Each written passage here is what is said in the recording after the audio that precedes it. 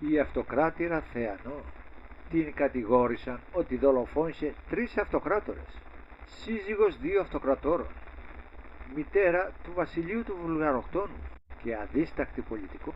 Η αυτοκράτηρα του Βυζαντίου Θεοφανό οργάνωσε τη δολοφονία του συζύγου της για να τον αντικαταστήσει με τον εραστή της και ανιψιό του Ιωάννη Τσιμισκή.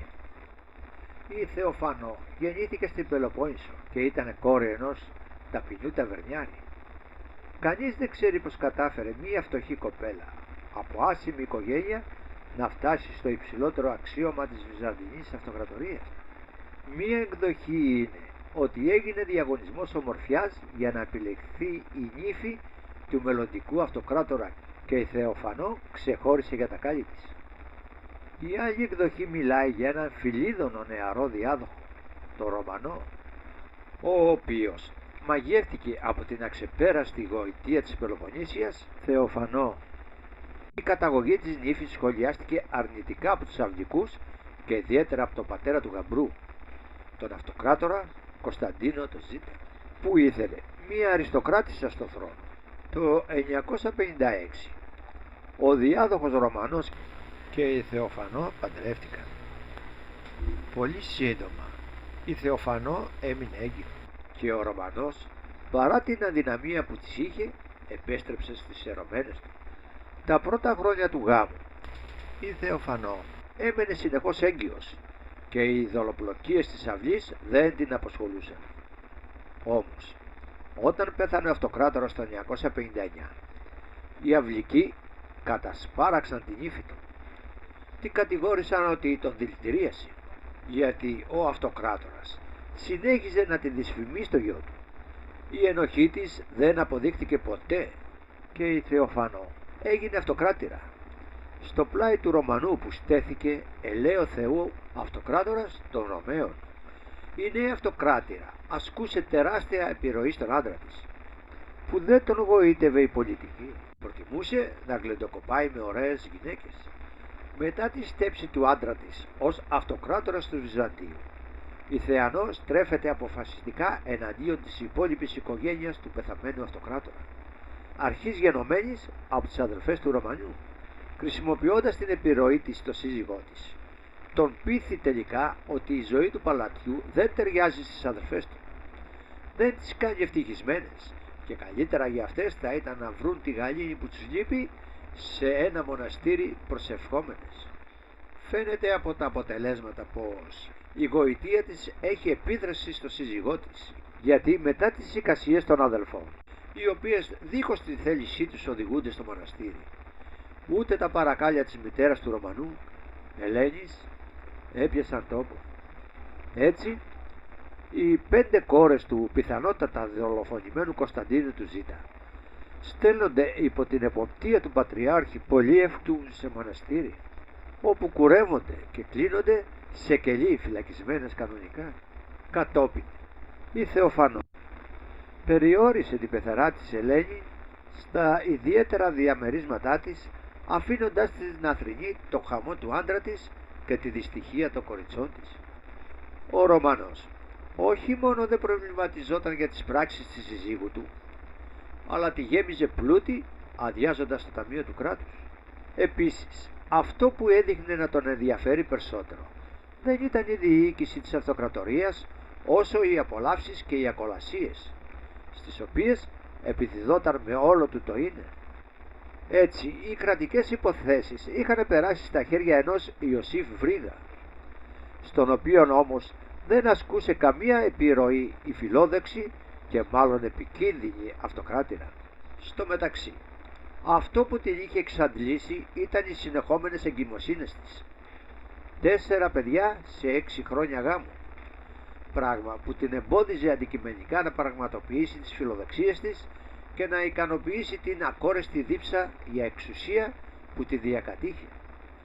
Η ξέφρενη ζωή, η αδιάκοπη κρεπάλη και οι καταχρήσεις είχαν άσχημη κατάληξη για το Ρωμανό. Το 963 ο αυτοκράτορας πέθανε σε ηλικία μόλις 26 ετών. Οι αιτίες του θανάτου από κάποιους αποδόθηκαν στο έκλειτο βίο, Ωστόσο, ο Λέων Διάκονος έγραψε ότι οι περισσότεροι υποψιάζονται ότι το δηλητήριο του το έδωσαν από το γυναικονίτη, φωτογραφίζοντας τη Θεοφανό. Για μία ακόμα φορά η Θεοφανό βρέθηκε στο στόχαστρο των αυλικών, οι οποίοι την μισούσαν. Φυσικά τη θεώρησαν ύποπτη για το θάνατό του, αν και δεν φαινόταν να έχει κανένα συμφέρον, αφού η απώλεια του Ρωμανού άφηνε την ίδια και τα παιδιά της απροστάτευτα σε ένα εχθρικό παλάτι. Η συμμαχία με τον ονό των παιδιών της, Νικηφόρο Φωκά, που κατέληξε σε γάμο. Ο πρωτότοκος γιος και διάδοχος του θρόνου, Βασίλειος, ήταν πολύ μικρός και οι ισχυρότεροι σύμβουλοι του νεκρού αυτοκράτορα εποφθαλμιούσαν το θρόνο. Ο μεγαλύτερος αντίπαλος της Θεοφανούς ήταν ο ευνούχος Ιωσήφ Βρύγας, αλλά η πανούργα αυτοκράτηρα βρήκε τρόπο να τον αντιμετωπίσει. Επανέφερε στο παλάτι τον σκληροτράχυλο στρατηγό Νικηφόρο Φωκά, ο οποίος μόλις είχε ολοκληρώσει με επιτυχία την εκστρατεία στη Κρήτη και ήταν φοβερά αγαπητός στο λαό. Ο Φωκάς στέφθηκε αυτοκράτορας στη Κεσαρία και μπήκε φριαβευτής στην Κωνσταντινούπολη, όπου κυβερνούσε άτυπα ο Ιωσήφ Βρύγας. Μετά από αιματηρές οδομαχίες, ο Φωκάς εδραίωσε την κυριαρχία του και νυμφεύτηκε την αυτοκράτηρα Θεοφανό. Ο γάμος τους προκάλεσε τεράστιο σκάνδαλο, γιατί ο Φωκάς ήταν πνευματικός πατέρας των δύο γιών της Θεοφανούς και η συγγένεια θεωρούνται πολύ στενή για γάμο. Ο Πατριάρχης, πολύ ευκτός, που μισούσε τη Θεοφανό και ήθελε να τη ξεφορτωθεί με κάθε τρόπο, εκμεταλλεύτηκε την ευκαιρία για να εμποδίσει το γάμο. Αφόρησε το Φωκά και αρνούταν να ευλογήσει τη βασιλεία του, όσο βρισκόταν στο πλευρό του η Θεοφανό. Ο Φωκάς ξεμπέρδεψε με τον Πατριάρχη όταν δύο μάρτυρες ορκίστηκαν ότι ο Φωκάς δεν ήταν ο νονός των παιδιών της Θεοφανούς. Η δολοφονία του Νικηφόρου Φωκά με συνεργό τον εραστή της Θεοφανούς, Ιωάννη Τσιμισκή. Ο Φωκάς ήταν η λύση ανάγκης σε μια κρίσιμη περίοδο στη ζωή της Θεοφανούς. Όταν η κατάσταση εξομαλύνθηκε, η Θεοφανό άρχισε να παρατηρεί τα ελαττώματα του νέου συζύγου της. Ήταν πολύ μεγαλύτερός της, υπερβολικά σοβαρός και τραχής χαρακτήρας. Ο στρατηγός ήταν συνηθισμένος στην πειθαρχία και στη λιτότητα του στρατού. Κοιμόταν στο πάτωμα και φορούσε ένα χοντρό μάλινο πουκάμισο μέσα από τα ρούχα του, που του έκδερνε το δέρμα ως τιμωρία για τις αμαρτίες του. Η θρησκοληψία του δεν ταιριάζε εύκολα με τα ήθη της γυναίκας του. Η Θεοφανό μπορούσε να παραβλέψει τις παραξενιές του στην προσωπική του ζωή, αλλά δεν ανεχόταν την ανικανότητά του στη διακυβέρνηση της αυτοκρατορίας, που προκαλούσε τεράστια λαϊκή δυσφορία. Ο στρατηγός απεδείχθη ακατάλληλος αυτοκράτορας και η Θεανό, για να μην ευθύρεται ο θρόνος στο παιδιό της, αποφάσισε να τον αντικαταστήσει με τον ανιψιό του, Ιωάννη Τσιμισκή, που ήταν και εραστής. Το βράδυ της 10ης Δεκεμβρίου του 969, ο Τσιμισκής έφτασε στην Κωνσταντινούπολη αφού διέσχισε το Βόσπορο μέσα σε τρομερή καταιγίδα. Η Θεοφανό έφυγε νωρίς από την κρεβατοκάμαρά του και άφησε την πόρτα ξεκλείδωτη. Λίγες ώρες μετά μπήκε κρυφά στο δωμάτιο ο Τσιμισκής με τους άντρες του και σκότωσαν τον αυτοκράτορα.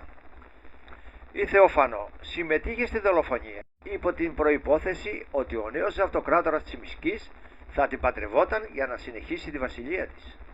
Όμως ο μεγάλος εχθρός της, ο Πατριάρχης πολύ εύκτος, επανήλθε δρυμύτερος. Αρνήθηκε να στέψει το Τσιμισκή αυτοκράτορα, εκτός αν την έδιωχνε από την Κωνσταντινούπολη. Ο εραστής της αυτοκράτορας επιθυμούσε την εξουσία πιο πολύ από τη Θεοφανό και την εξόρισε στα Πριγκιπονήσια.